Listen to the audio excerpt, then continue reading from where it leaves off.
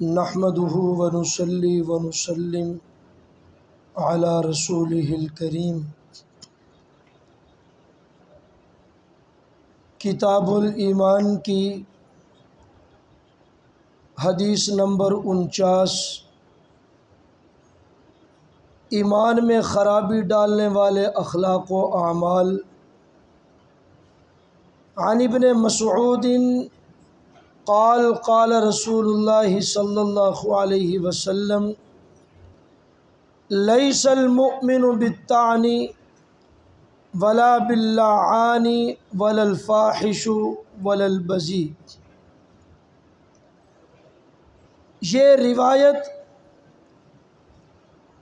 متبع السنہ فقیہ الامہ عظیم المرتبت صحابی حضرت عبداللہ ابن مسعود رضی اللہ تعالی عنہ سے منقول ہے۔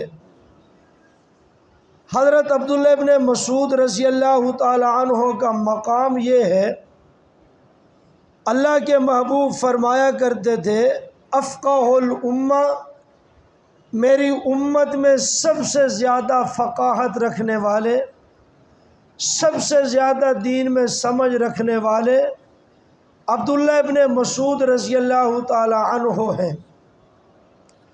اور آپ نے فرمایا جو چیز عبداللہ ابن مسعود تمہارے لیے پسند کریں دین کے معاملے میں محمد بھی تمہارے لیے وہی چیز پسند کرتا ہوں، اور جس چیز کو یہ تمہارے لیے ناپسند کریں دین کے معاملے میں محمد بھی اس چیز کو تمہارے لیے ناپسند کرتا ہوں۔ اور صحابہ کرام میں قرآن مقدس کے سب سے بڑے مفسر حضرت عبداللہ ابن مسعود رضی اللہ تعالی عنہ ہیں، اور دوسرے نمبر کے مفسر حضرت عبداللہ ابن عباس رضی اللہ تعالی عنہ ہیں۔ تو یہ ان کا مختصراً تعارف تھا۔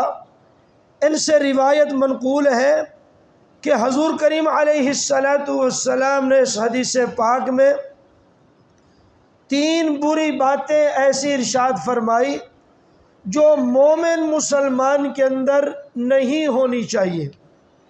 ان تینوں بری باتوں سے مومن ہمیشہ پاک صاف مبرہ اور منزہ رہے تو وہ کامل مومن اور مسلمان کہلاتا ہے۔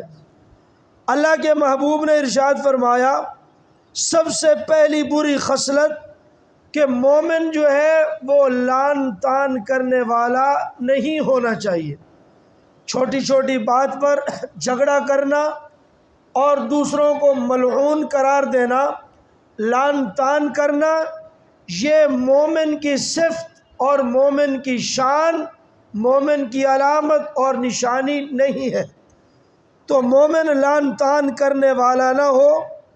اور پھر دوسری بات آپ نے ارشاد فرمائی ولا الفاحش، مومن جو ہے وہ فحش گو بھی نہ ہو۔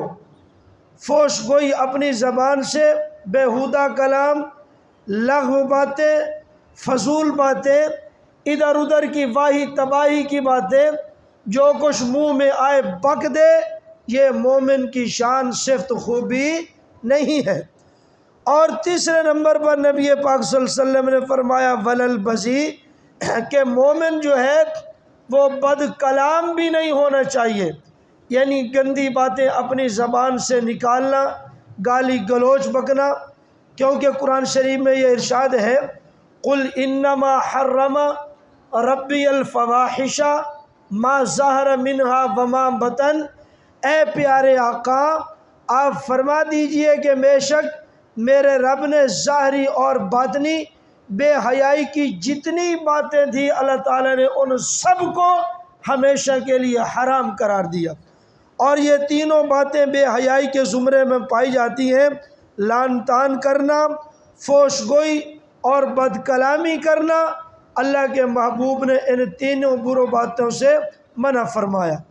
اور ایک حدیث پاک میں ارشاد ہے صحابہ کرام نے نبی پاک صلی اللہ علیہ وسلم سے پوچھا حضرت یہ ارشاد فرمائے کل قیامت والے دن زیادہ تر لوگ دوزخ میں جہنم میں کیوں داخل ہوں گے؟ اللہ کے محبوب نے فرمایا زبان کے گناہ کی وجہ سے، کیونکہ زبان سے بسا اوقات انسان ایسا کوئی جملہ، کوئی کلمہ نکال بیٹھتا ہے، اس کو خبر بھی نہیں ہوتی، اس کا نام جو ہے وہ اہل نار میں سے لکھ دیا جاتا ہے، کہو استغفر اللہ۔ تو اس حدیث پاک میں جن 3 گناہوں کا، بری باتوں کا ذکر ہوا ہے، ان تینوں گناہوں اور بری باتوں کا تعلق جو ہے وہ انسان کی زبان کے ساتھ ہے۔ اگر زبان پاک اور صاف ہے تو پورا بدن پاک اور صاف ہے، اگر زبان گناہوں میں ملوث ہے تو پھر پورا بدن جو ہے گناہوں میں ملوث ہے۔ خاص طور پر اللہ تعالیٰ ہم سب کو زبان کے بےہودگی اور زبان کے گناہوں سے محفوظ فرمائے۔ وآخر دعوانا ان الحمد للہ رب العالمین۔